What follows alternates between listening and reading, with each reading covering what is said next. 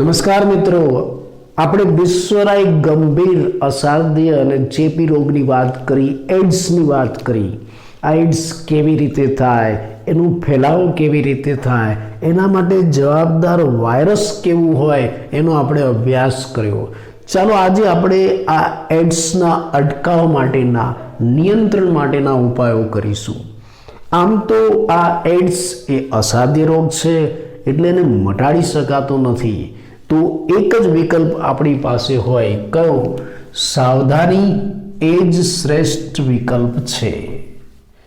બરાબર, સાવધાની રાખવી પડશે. તમે સાવધાની રાખશો તો જ તમે એડ્સથી બચી શકો છો. એટલે એમ કહેવાય કે સાવધાની એ જ શ્રેષ્ઠ વિકલ્પ છે.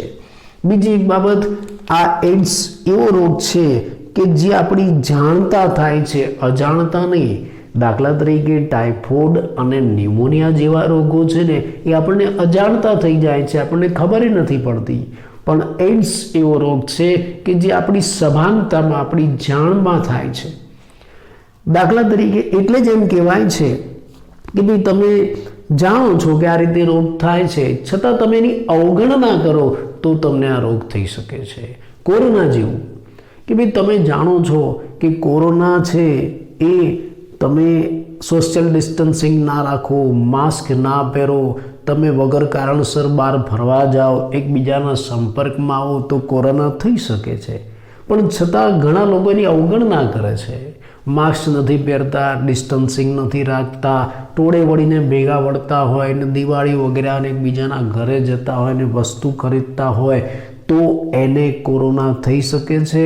કારણ એને અવગણના કરી. તો એટલે જ એમ કહેવાય છે કે ભાઈ don't die of ignorable, don't die of ઇગ્નોરેબલ.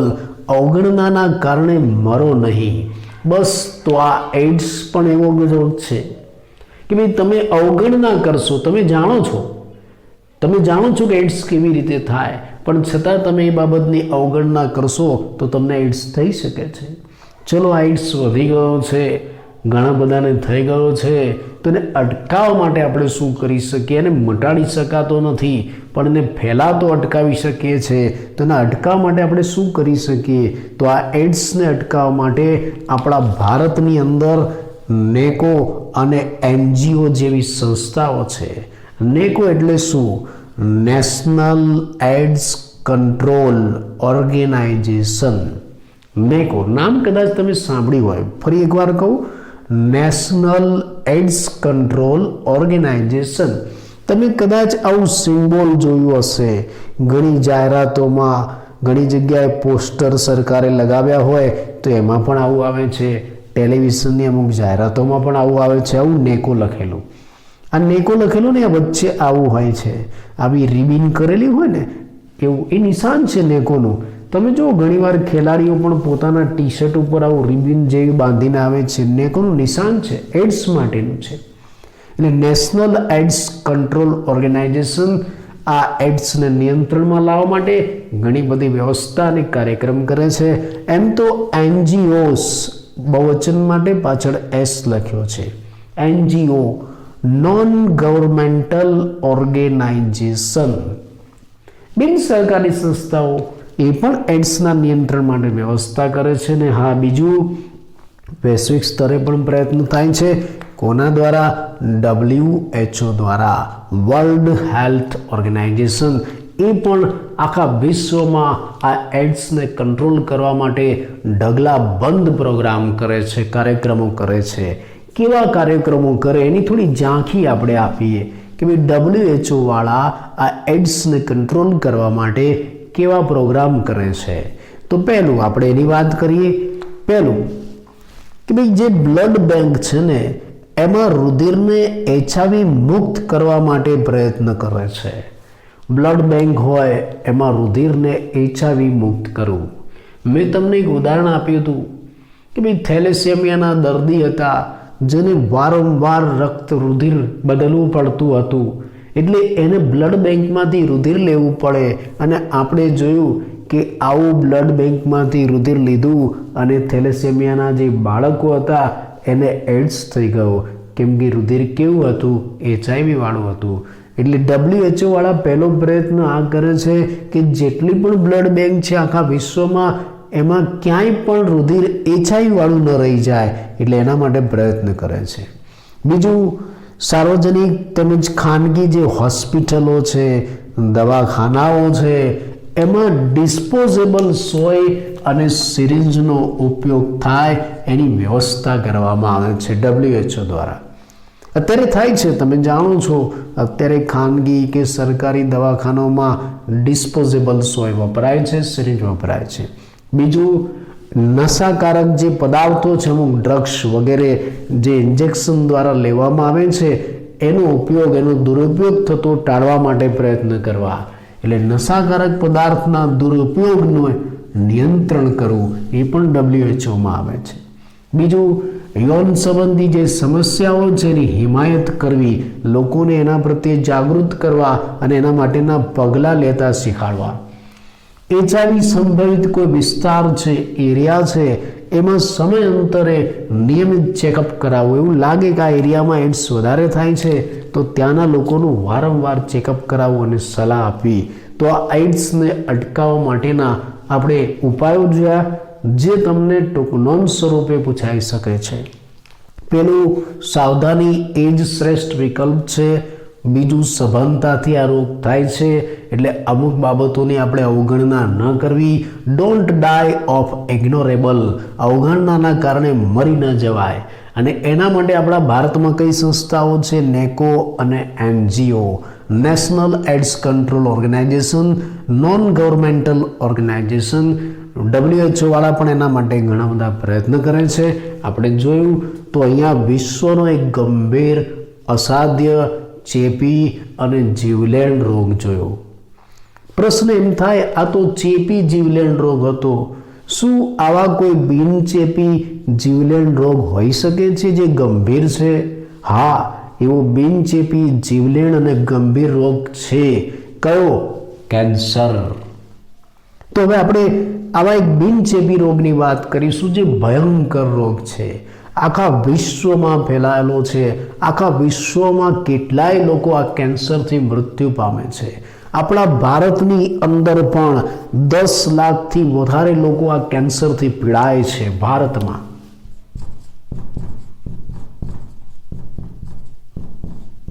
આ જૂનો આંકડો છે. આપણા ભારતની અંદર પણ 10 લાખથી વધારે લોકો કેન્સરથી પીડાય છે. એમાંય દર વર્ષે તો કેટલાક મૃત્યુ પામે છે. અને એટલે જ આ કેન્સરના સારવાર માટે, એને અટકાવવા માટે, એના નિદાન માટે આપણા બાયોલોજીમાં અને મેડિકલ ક્ષેત્રે વારંવાર એમાં સંશોધન ચાલુ જ રહે છે.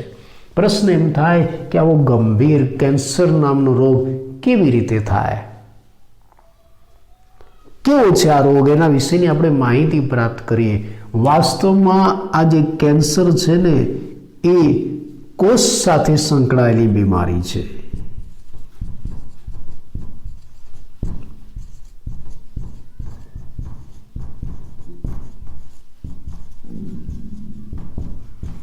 કોષ સાથે સંકળાયેલી બીમારી. દેખાય છે એવું લખું છે બરાબર? ઓકે. કોષ સાથે સંકળાયેલી બીમારી છે, કોષ વિભાજન સાથે સંકળાયેલી બીમારી છે. કેવી રીતે થાય? સામાન્ય રીતે આપણા શરીરમાં જે કોષો છે, સામાન્ય કોષો, એ સામાન્ય કોષોમાં નિયમિત અને નિયંત્રિત રીતે કોષ વિભાજન થાય.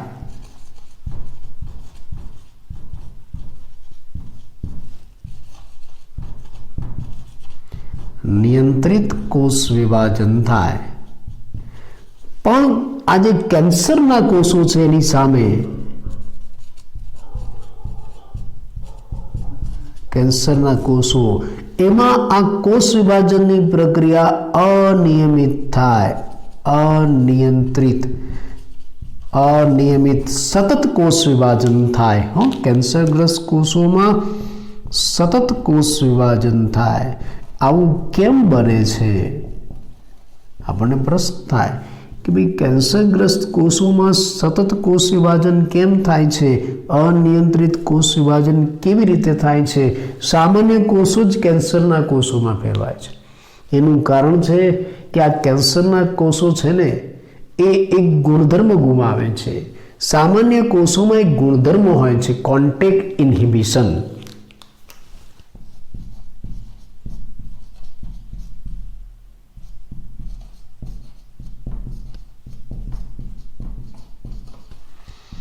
આપણા શરીરમાં રહેલા જે સામાન્ય કોષો છે ને એમાં ગુણધર્મ છે કોન્ટેક્ટ ઇન્હિબિશન. તમને પહેલો પ્રશ્ન એ થાય કે આ કોન્ટેક્ટ ઇન્હિબિશન શું છે? આપણે એને સમજીએ. ચલો કે ભાઈ આપણી પાસે આ સામાન્ય કોષો છે કોઈ, આ એક પેશીમાં આ નિશ્ચિત સંખ્યામાં સામાન્ય કોષો છે જેને પોષક દ્રવ્ય વગેરે પ્રાપ્ત થાય છે. હવે આમાં વૃદ્ધિ થશે એટલે આ કોષો પોષક દ્રવ્યનો ઉપયોગ કરીને સતત વારંવાર વિભાજન પામશે. આ રીતે એકમાંથી બે, આમાંથી બીજા બે, આમાંથી બે કોષ, આમાંથી બે નવા કોષ, આમાંથી બે નવા કોષ, આ રીતે સતત નવા કોષો બનતા જશે. સંખ્યા વધે કોષો. ફરી પાછા આ કોષો છે એમાં પણ વૃદ્ધિ થાય, નવા નવા કોષો બનતા જાય સતત કોષ વિભાજનથી. આ રીતે કોષ વિભાજન ચાલુ રહે છે સામાન્ય કોષોમાં. શરૂઆતમાં આ રીતે કોષ વિભાજન થાય છે અને પછી આ કોષ વિભાજન વધતું જાય. આ રીતે ઘણા બધા કોષો બની જાય સતત. આખી પેશીની રચના થઈ જાય, આખી પેશી કોષોથી ભરાઈ જાય. પછી શું થાય? જેમ જેમ કોષોની સંખ્યા વધતી જાય એમ કોષો એકબીજાની નજીક આવતા જાય. જો આ પહેલી આકૃતિમાં કોષો છૂટા છૂટા હતા, વચ્ચે જગ્યા હતી. બીજી આકૃતિમાં થોડી જગ્યા હતી, હજી છે. અને ત્રીજી આકૃતિમાં જુઓ, આ કોષો, આ પેશી આખી કોષોથી ભરાઈ ગઈ, વચ્ચે જગ્યા ન રહી. કોષો એકબીજાના કોન્ટેક્ટમાં આવ્યા, સંપર્કમાં આવ્યા. કોન્ટેક્ટ, સંપર્કમાં આવ્યા. કોષો એકબીજાના સંપર્કમાં આવે છે ત્યારે શું થાય છે? કોષો એકબીજાના સંપર્કમાં આવે છે ને ત્યારે આ કોષ વિભાજનની પ્રક્રિયા ધીમી પડી જાય છે, અટકી જાય છે, અવરોધાય છે. એટલે નામ શું આપ્યું? કોન્ટેક્ટ ઇન્હિબિશન. ટુ ઇન્હિબિટ એટલે અવરોધવું. ટુ ઇન્હિબિટ એટલે અવરોધવું, અટકાવવું, નિષેધ કરવું.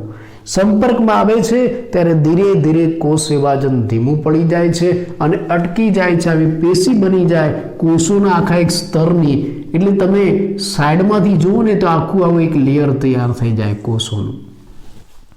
કોષ વિભાજન અટકી જાય. સામાન્ય કોષોમાં આવું છે. પણ કેન્સરગ્રસ્ત કોષોમાં શું છે?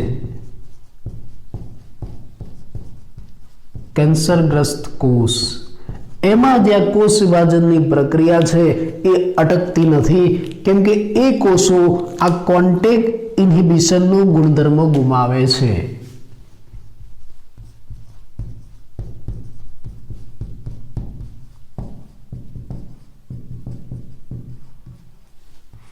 આ કોન્ટેક્ટ ઇન્હિબિશનનો ગુણધર્મ ગુમાવી દે છે. એટલે એમાં કોષો સંપર્કમાં આવ્યા પછી પણ, નજીક આવ્યા પછી પણ કોષ વિભાજન ચાલુ રાખે છે. એટલે કોષોની ઉપર નવા કોષો વધતા જાય છે. આ રીતે દેખાય છે. થોડું આછું દેખાશે હમણાં થોડા દિવસ પછી હું એની વ્યવસ્થા કરું છું. એટલે આ રીતે કોષોની ઉપર નવા કોષો ઉમેરાતા જાય છે સતત. એટલે આ એક લેયર નહીં, આ લેયર ઉપર બીજા કોષો પણ ગોઠવાઈ જાય. આ રીતે આવું થશે.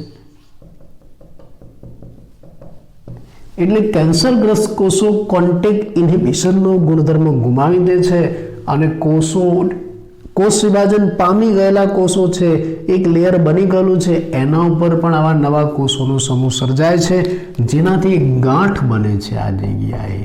આ ગાંઠ એ બીજું કંઈ નથી, કેન્સરની ગાંઠ છે.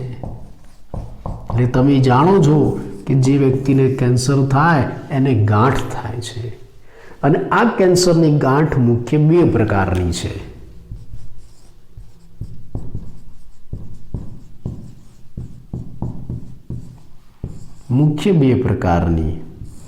એક સાધ્ય ગાંઠ અને બીજી અસાધ્ય ગાંઠ.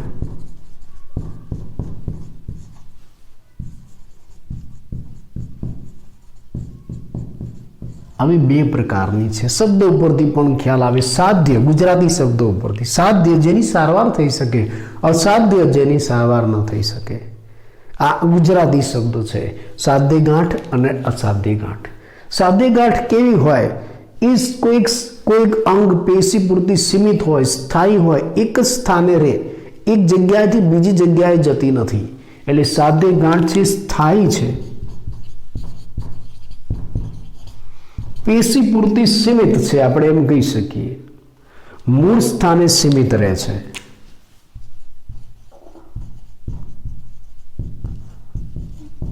મૂળ સ્થાને સીમિત રહે છે, એ એક જગ્યાએથી અન્ય ભાગમાં ફેલાતી નથી, શરીરના અન્ય ભાગમાં ફેલાતી નથી।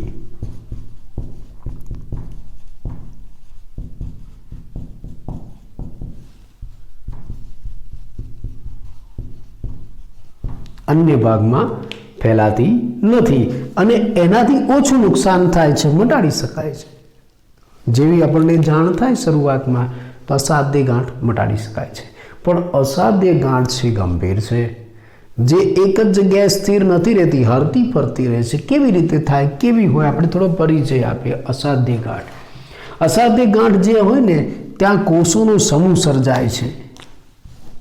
આ રીતે કોઈ પેશી છે તો એના ઉપર આવો કોષોનો સમૂહ સર્જાય છે, અસાધ્ય ગાંઠ। અસામાન્ય કોષોનો સમૂહ છે, આ અસામાન્ય કોષોનો સમૂહ છે, એટલે જ આ અસાધ્ય ગાંઠને નિયોપ્લાસ્ટિક ગાંઠ પણ કહેવાય છે।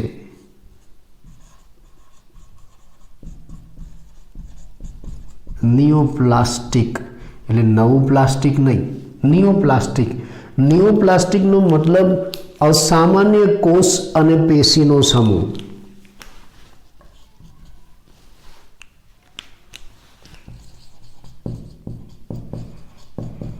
અસામાન્ય કોષ અથવા તો પેશીનો સમૂહ એને કહેવાય છે નિયોપ્લાસ્ટિક। આવી નિયોપ્લાસ્ટિક ગાંઠ સર્જાય છે અને આ નિયોપ્લાસ્ટિક ગાંઠ જે સર્જાઈને એ પાછા શું કરે છે, એ ખૂબ જ ઝડપથી વૃદ્ધિ પામીને આસપાસના કોષો પર હુમલો કરે છે। આ ખૂબ જ ઝડપથી વૃદ્ધિ પામે અને આજુબાજુના જે સામાન્ય કોષો છે ને એના પર હુમલો કરે છે, નુકસાન કરે છે, એટલે બહુ ગંભીર પરિસ્થિતિ સર્જે છે। બીજું, આ સતત કોષ વિભાજન પામે એટલે ખૂબ જ વધારે પોષક દ્રવ્ય વાપરી લે છે, એટલે આજુબાજુના સામાન્ય કોષોને પૂરતું મળતું નથી, એ મરી જાય છે અને નુકસાન થાય છે, હરીફાઈ થાય, આ જીતી જાય। આ નુકસાનકારક નિયોપ્લાસ્ટિક નવા જે કોષો બન્યા છે એ આજુબાજુના કોષો પર હુમલો કરે છે, એનું પોષક દ્રવ્ય લઈ લે છે, એનો નાશ કરી નાખે છે, અસાધ્ય ગાંઠ।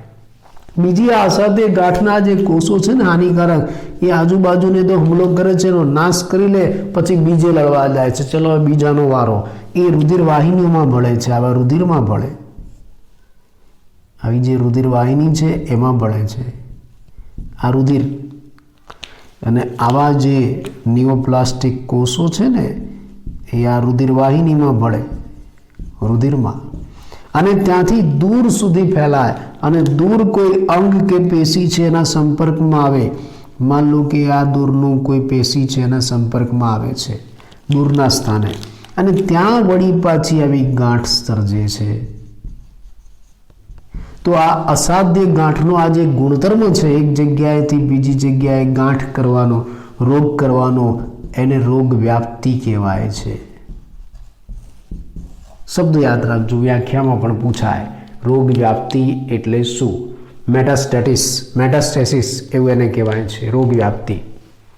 બરાબર, કે આવી અસાધ્ય ગાંઠ છે એ સતત કોષ વિભાજન કરીને આવા નિયોપ્લાસ્ટિક ગાંઠનું નિર્માણ કરે છે, નિયોપ્લાસ્ટિક કોષો બનાવે, અને આ અસામાન્ય કોષો છે એ આસપાસના કોષો પર હુમલો કરે છે, એના પોષક દ્રવ્યનું શોષણ કરી લે છે, એનો નાશ કરી નાખે, અને આ જ કોષો રુધિરમાં ભળે છે, રુધિર દ્વારા વહન પામીને દૂરના અંગોમાં જાય અને એ અંગોમાં પણ આવી અસાધ્ય ગાંઠનું નિર્માણ કરે, જેને શું કહેવાય?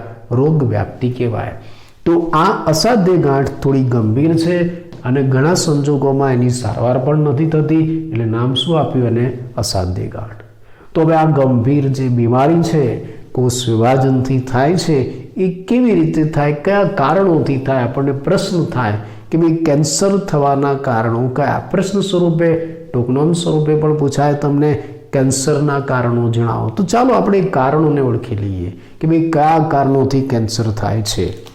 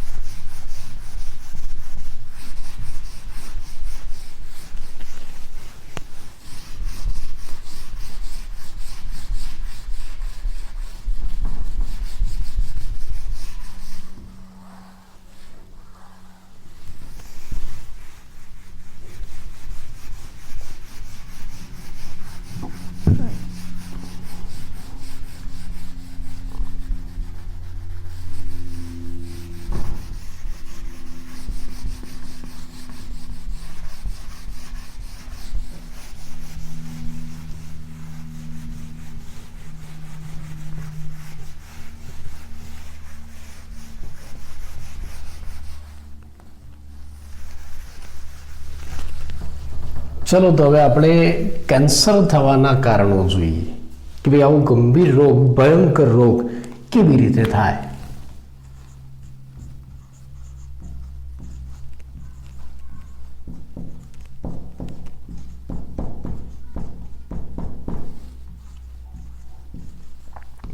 આ કેન્સર જુદા જુદા કારકો દ્વારા થાય છે. ભૌતિક કારકો, રાસાયણિક કારકો અને જૈવિક કારકો દ્વારા થાય.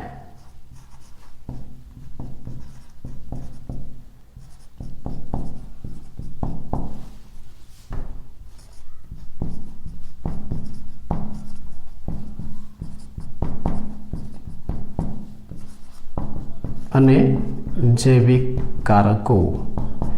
તો ગંભીર રોગ એ ભૌતિક, રાસાયણિક અને જૈવિક કારકો દ્વારા થાય. અને કેન્સર પ્રેરતા આ જે કારકો છે એને કાર્સિનોજન કહેવાય છે.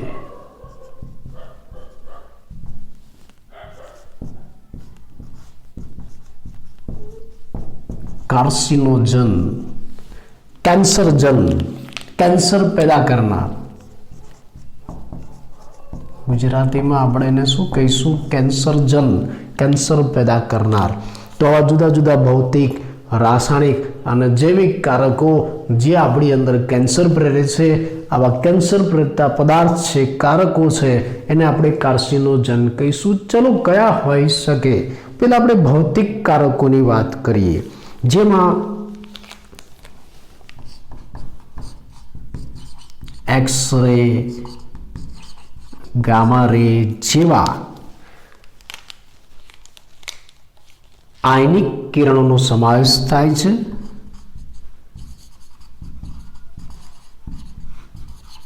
અને અલ્ટ્રાવાયોલેટ જેવા નોન આયનિક કિરણોનો સમાવેશ પણ થાય છે. જેવા નોન આયનિક કિરણોનો પણ સમાવેશ થાય છે. બિન આયનિક આ ભૌતિક કારકો કહેવાય. રાસાયણિક કારકોમાં શાનો સમાવેશ થાય? તમાકુના ધુમાડાનો સમાવેશ થાય.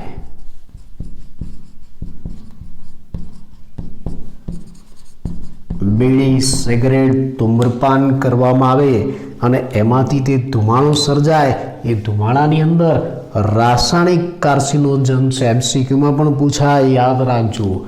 અને એના દ્વારા કયો રોગ થાય છે? ફેફસાનું કેન્સર થાય. કયું કેન્સર થશે? ફેફસાનું.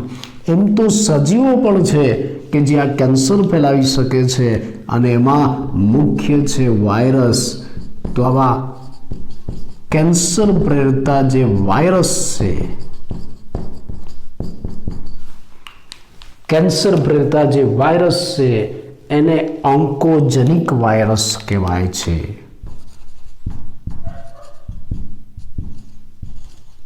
Oncogenic virus.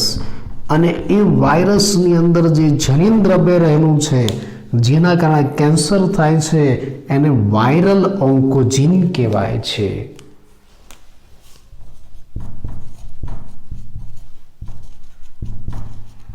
એટલે આ જે વાયરસ છે ને એની અંદર આવું કેન્સર પ્રેરતું જનીન છે માટે એને વાયરલ ઓન્કોજીન કહેવાય. આમ આ ભૌતિક, રાસાયણિક અને જૈવિક જુદા જુદા કારકો દ્વારા આપણને કેન્સર થઈ શકે છે. પણ એક નવાઈની બાબત તમને કહી દઉં, તમને જાણીને ખરેખર નવાઈ લાગશે કે ભાઈ આ કેન્સર છે ને એના માટે જવાબદાર એક જનીન છે અને એ જનીન દરેક વ્યક્તિના દરેક કોષમાં છે, દરેક સામાન્ય કોષમાં છે.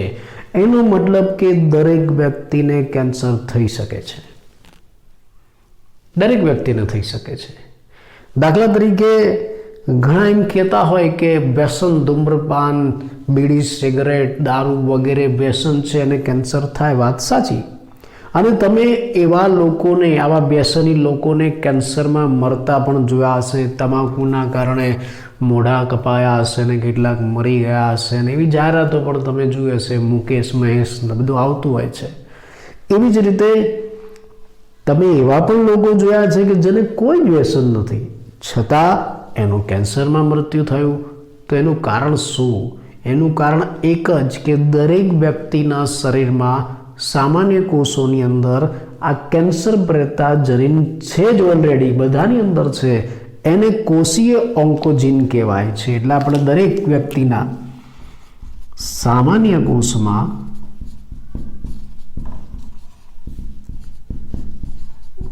કોષીય ઓન્કોજીન છે જ, ઓન્કોજીન્સ, જેને પ્રોટો ઓન્કોજીન પણ કહેવાય છે.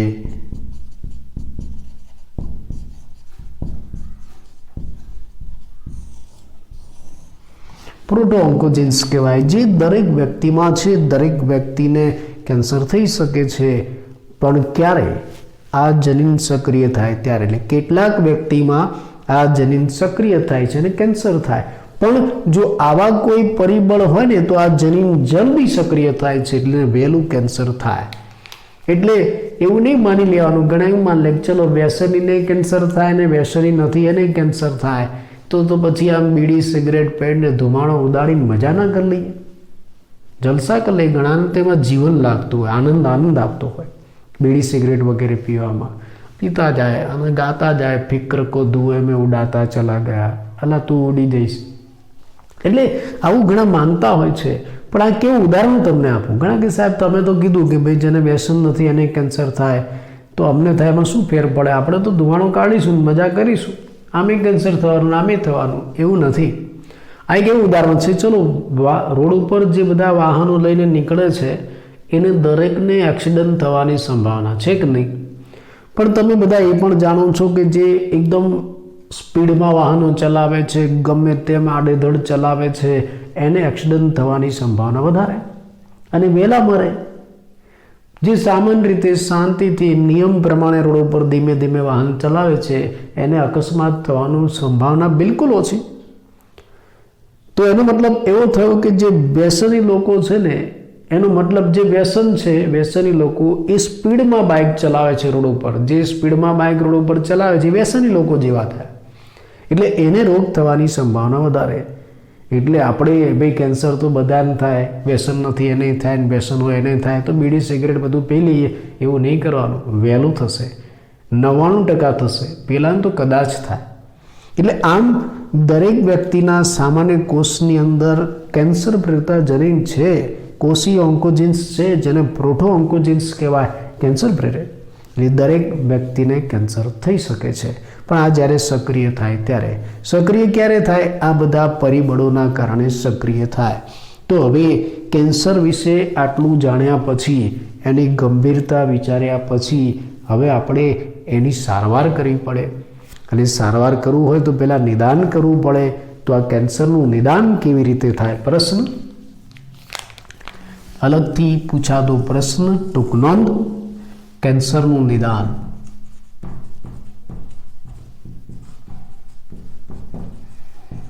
કેવી રીતે થાય? ચકાસણી કેવી રીતે થાય?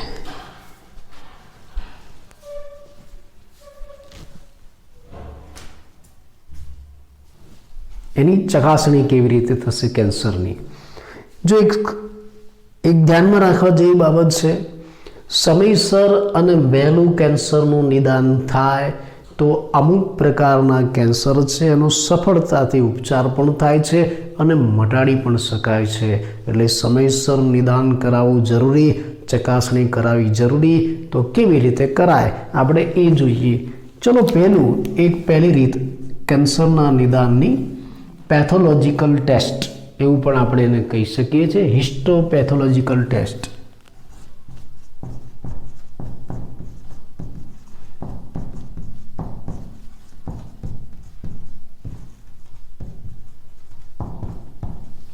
હિસ્ટોપેથોલોજીકલ અભ્યાસ.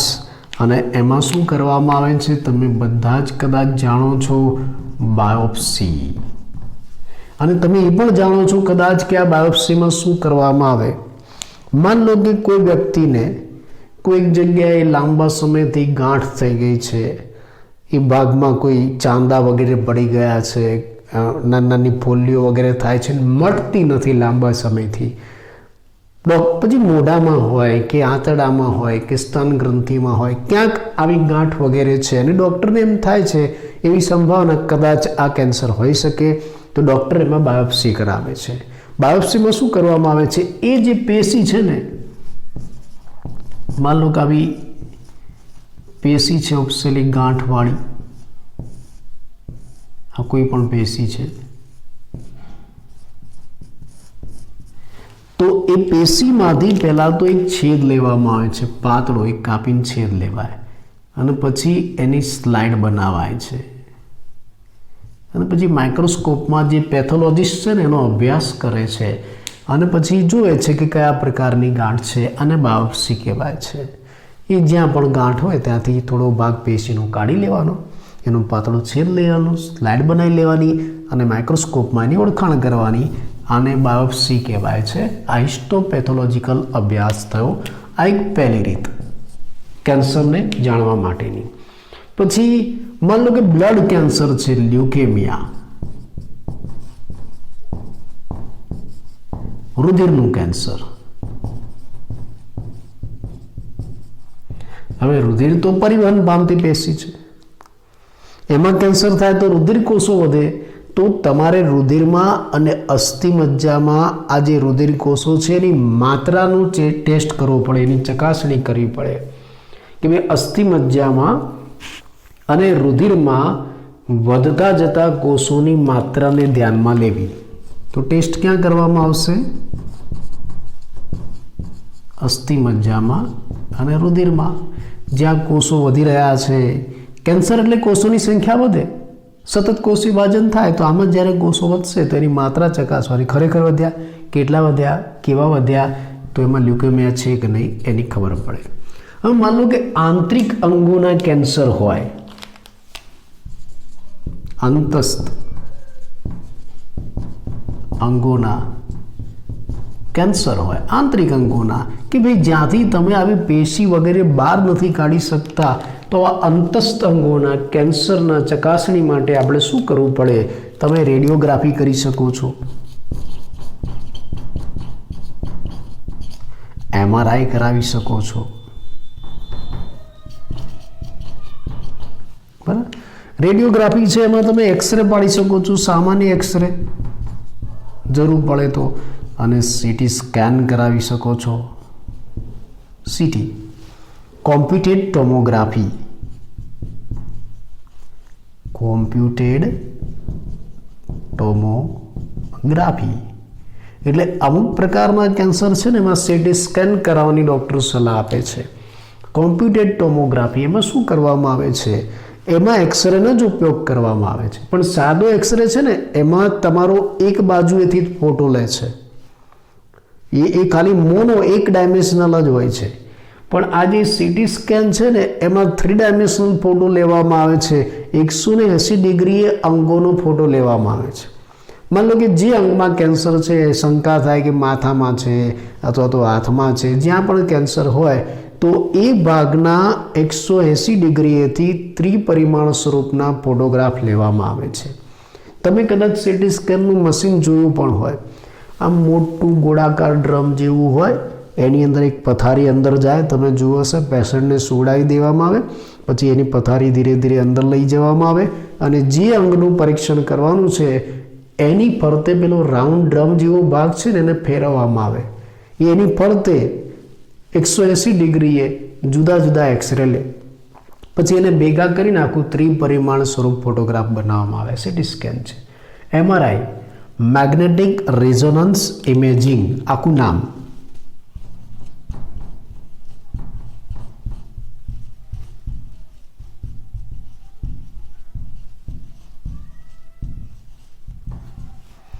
મેગ્નેટિક રેઝોનન્સ ઇમેજિંગ નામ ઉપરથી ખબર પડે કે આમાં શું વાપરવામાં આવશે.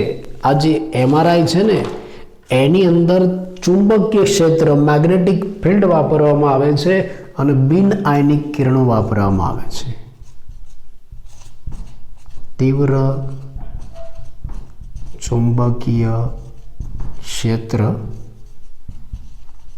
અને બિન આયનિક કિરણો વાપરવામાં આવે છે.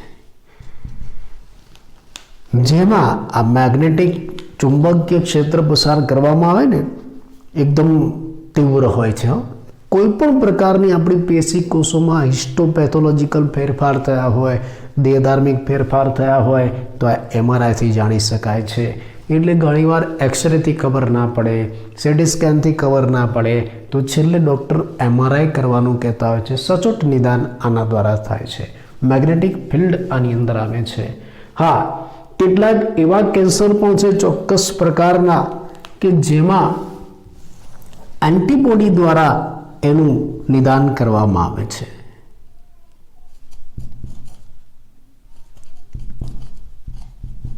ચોક્કસ પ્રકારના કેન્સરમાં કેન્સર સ્પેસિફિક એન્ટીજન એવો શબ્દ વાપરેલો છે.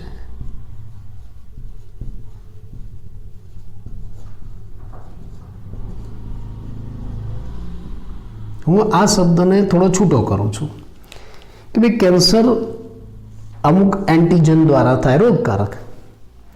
એટલે જે ચોક્કસ રોગકારક છે, કેન્સર માટે જવાબદાર ચોક્કસ એન્ટીજન છે, એને ઓળખવા માટે એની સામે એની વિરોધી એન્ટીબોડીનો ઉપયોગ કરાય છે. કે ભાઈ અમુક કેન્સર છે એ આ બાયોપ્સીથી જાણી નથી શકાતા, રેડિયોગ્રાફી MRIથી પણ ખબર નથી પડતી, અમુક ચોક્કસ જગ્યાએ છે. તો એના માટે જે જવાબદાર એન્ટીજન છે એને ઓળખવા માટેની વિરોધી એન્ટીબોડી વપરાય છે. એટલે કેન્સર સ્પેસિફિક એન્ટીજન સામે એન્ટીબોડીનો ઉપયોગ કરીને એ કેન્સરને ઓળખી શકાય છે, એનું નિદાન કરી શકાય છે. આ એક ચોથી પદ્ધતિ. પાંચમું, કેટલાક કેન્સર વારસાગત હોય છે, આનુવંશિક.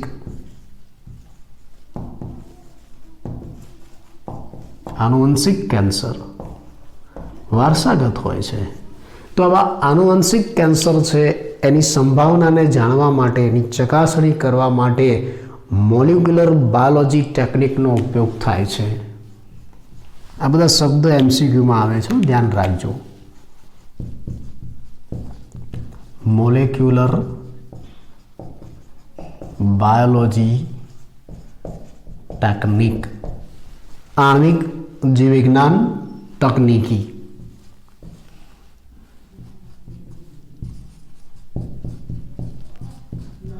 આણ્વિક જીવવિજ્ઞાન તકનીક. આમાં શું કરવામાં આવે? આમાં મોલેક્યુલર બાયોલોજી ટેકનિકનો ઉપયોગ કરીને કોષમાંથી જે શંકાસ્પદ જનીન છે એને બહાર કાઢવામાં આવે, એને ઓળખવામાં આવે કે ભાઈ આ જનીન દ્વારા કેન્સર થયું, અને પછી વ્યક્તિને પહેલેથી જ એવી ટ્રીટમેન્ટ તૈયાર કરવામાં આવે કે જે આ કેન્સર સામે લડી શકે છે. એટલે આવા પણ કેન્સર હોય છે આનુવંશિક, જેમાં મોલેક્યુલર બાયોલોજી ટેકનિક દ્વારા નિદાન કરી શકાય છે. ઘણી વખત એવું બને છે કે કેટલાક વ્યક્તિઓ અમુક કાર્સિનોજન પ્રત્યે સેન્સિટિવ હોય છે.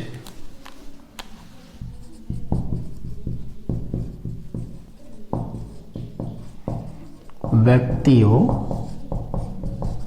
ચોક્કસ કાર્સિનોજન પ્રત્યે સંવેદનશીલ છે, સેન્સિટિવ છે. માનો કે ઘણાને તમાકુનો ધુમાડો છે એના પ્રત્યે વધારે સેન્સિટિવ હોય, ઘણા અમુક કેમિકલ પ્રત્યે વધારે સેન્સિટિવ હોય, તો પહેલેથી જ એને એનાથી દૂર રખાય છે. માનો કે ધૂમ્રપાનનો ધુમાડો જેનાથી દૂર રાખો, નતર એને શું થઈ જાય, ફેફસાનું કેન્સર થઈ જાય છે. એટલે આ રીતે આવી જુદી જુદી પદ્ધતિઓ દ્વારા કેન્સરનું નિદાન થઈ શકે છે, ચકાસણી થઈ શકે છે.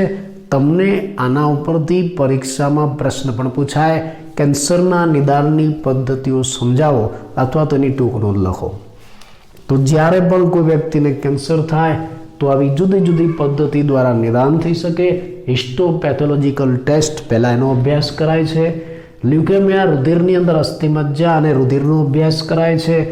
આંતરિક અંગો છે એમાં કેન્સરની તપાસ કરવી હોય તો રેડિયોગ્રાફી, MRI કરી શકાય છે, CT સ્કેન અને MRI. ચોક્કસ પ્રકારના અમુક કેન્સરો છે જેને આ બધી પદ્ધતિઓથી જાણી શકાતા નથી, તો એ કેન્સર કા એન્ટીજન દ્વારા થયું, ચોક્કસ એન્ટીજન દ્વારા એને ઓળખવા માટે એન્ટીબોડી વપરાય છે. આનુવંશિક કેન્સર જો હોય અમુક પ્રકારના, તો એને ચકાસવા માટે પહેલેથી એનાથી બચવા માટે મોલેક્યુલર બાયોલોજી ટેકનિકનો ઉપયોગ કરી શકાય. તમને સંભાવના લાગે કે ભાઈ આની અંદર આ કેન્સર આવી શકે છે, તો મોલેક્યુલર બાયોલોજી ટેકનિકનો ઉપયોગ કરો, જનીનનો અભ્યાસ કરો અને પહેલેથી જ એ વ્યક્તિને કેન્સર સામે લડવા માટે તૈયાર કરો, પૂર્વવત પહેલેથી. કેટલાક વ્યક્તિઓ અમુક ચોક્કસ કાર્સિનોજન પ્રત્યે એટલે કેન્સર કારકો પ્રત્યે સેન્સિટિવ હોય છે. એટલે ડૉક્ટરને એવું લાગે કે આને કેન્સર થઈ શકે આ વસ્તુથી, તો પહેલેથી જ એનાથી દૂર રહો કે ભાઈ ધૂમ્રપાન તમારે ન લેવું, અમુક રસાયણ વગેરે ન વાપરવા, તો એનાથી બચી શકાય છે. તો આપણે આ કેન્સર થવાના કારણો પણ જોયા, સાથેનું નિદાન પણ જોયું, અને હજી પણ આપણો એક અભ્યાસ બાકી છે જે આપણે આવતા લેક્ચરમાં જોઈશું. આપણે આવતા લેક્ચરમાં આ ગંભીર ભયંકર કેન્સરના રોગની સારવાર કરીશું. કેવી રીતે થાય નેક્સ્ટ લેક્ચરમાં જોઈશું.